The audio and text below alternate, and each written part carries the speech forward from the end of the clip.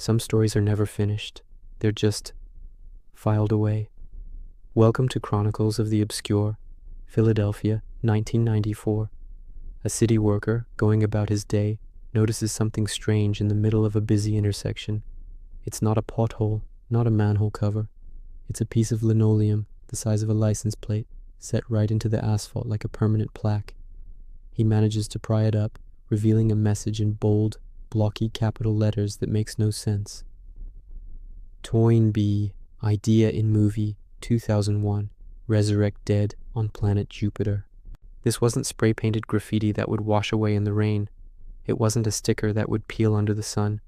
It was part of the street itself, and it wasn't alone. For decades, these cryptic tiles have appeared in over 24 cities across 2 continents, laid by a shadowy figure who has never been seen, caught, or identified. This is the mystery of the TOYNBEE tiles, a secret broadcast hidden in plain sight, a story that has been unfolding, literally, beneath our feet for over 40 years. Let's open the evidence locker and catalog what we know for sure. The tiles themselves are deceptively simple. They're made of layers of linoleum, with the letters painstakingly cut out from the top layer to reveal a contrasting color underneath. The edges are often sealed with tar or asphalt sealant, not just for adhesion, but to protect the message from the elements.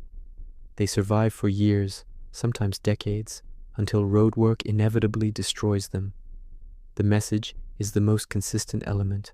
Nearly every tile contains some variation of that core phrase. TOYNBEE Idea in Movie 2001, Resurrect Dead on Planet Jupiter. Sometimes it's abbreviated, sometimes it includes strange addendums, like instructions to the media or cryptic criticisms of society. The timeline for this operation is staggering. The first confirmed sightings date back to the early 1980s. The activity peaked in the 1990s and early 2000s, turning the streets of major cities into a mysterious gallery. But it didn't stop there. New tiles, believed to be from the original tiler, were found as recently as 2019. The geography is just as baffling. The tiles are heavily concentrated in Philadelphia and the Northeast Corridor, New York, Baltimore, Washington, D.C. But they've been documented as far west as Kansas City, Missouri, and incredibly, as far south as Santiago, Chile, and Buenos Aires, Argentina. This raises the central anomaly. How does one person, or even a small group, install these tiles in the middle of busy streets, often in broad daylight, without ever being noticed? The leading theory is as ingenious as it is simple. The tiler likely uses a car with a hole cut in the floorboard. They would wrap the tile in tar paper, and during the summer heat, when the asphalt is soft and pliable, they simply drop the tile onto the road. The pressure from passing traffic then presses the tile permanently into the softened asphalt. It's a brilliant method that uses the city's own infrastructure as both a tool and a hiding place. Now let's head to the theory board. For every tile found, a dozen theories have sprung up to explain them. Theory number 1, and the most widely accepted, is that of the outsider artist. This posits that a lone, obsessive individual is executing a decades-long conceptual art project. The goal isn't just the message. The mystery is part of the art. The sheer dedication, the consistency over 40 years, and the clear, if cryptic, desire to communicate something to the public all support this idea. The tiler isn't just a vandal. They are a craftsman, an urban phantom creating a legacy one street at a time. Theory number 2 delves into the message itself, the Stanley Kubrick and Arthur C. Clarke connection. The reference to movie 2001 is an obvious nod to Stanley Kubrick's cinematic masterpiece, 2001: A Space Odyssey, a film that explores themes of human evolution, technology, and cosmic rebirth. The TOYNBEE part is widely believed to refer to the British historian Arnold J. Toynbee. In his sprawling 12-volume work, A Study of History, Toynbee theorized that civilizations rise and fall, but he also wrote about the concept of resurrection, both spiritual and physical, as a potential next step for humanity.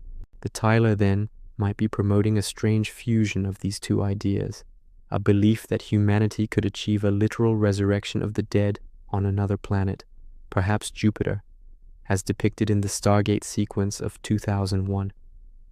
It's a fringe, sci-fi theological idea broadcast on the most mundane platform imaginable, the asphalt of a city street. Theory 3 suggests a more organized, perhaps more sinister origin, a political or cult manifesto. In the 1980s, around the time the first tiles appeared, mysterious shortwave radio broadcasts were intercepted in the Philadelphia area. The broadcasts echoed the tiles' message, speaking of resurrecting the dead on Jupiter and launching tirades against the media, the government, and the Jewish community. This raises the question, were the tiles part of a larger, multi-platform campaign by a reclusive cult or a fringe political group? Was this their attempt at viral messaging decades before the internet made it easy? Alongside these broadcasts, letters were sent to newspapers and talk show hosts, supposedly from the Tile Restoration Division, mocking the press for not understanding the message and demanding they publicize it. This brings us to Theory 4, the media hoax or social experiment. Some researchers believe the entire phenomenon could be a long-term project by a journalist or academic, designed to test media responsiveness and public curiosity. By creating an unsolvable mystery and spoon-feeding clues, the Tyler could be studying how information spreads and how society reacts to the unknown. The letters mocking the press certainly fit this theory, a meta-commentary on the very mystery they were creating. In the 2000s, the mystery entered the modern era. A documentary film crew led by John Foy and a group of independent researchers, including artist and musician Justin Duer, began a comprehensive investigation. They mapped hundreds of tiles, connected timelines, and dug through archives. Their search eventually led them to a reclusive Philadelphia resident named Severino Sevi Verna, a man who had made those strange shortwave broadcasts in the 80s and was known for his eccentric ideas about Jupiter.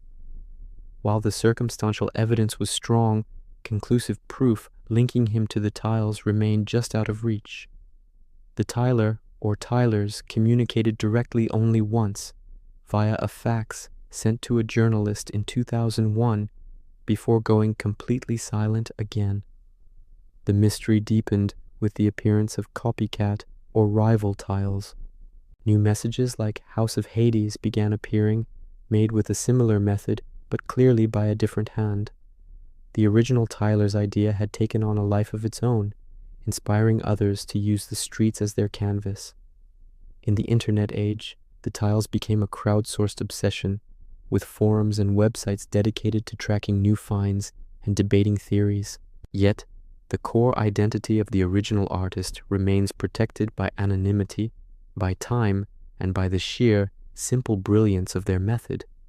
A message placed in the one place we're trained not to look, right beneath our feet. Ultimately, the TOYNBEE tiles are more than just a street art mystery. They are a testament to how a single, powerful idea can endure for decades, spawning investigation, imitation, and endless fascination. They force us to ask profound questions. What does it mean to send a message that you know will likely never be fully understood?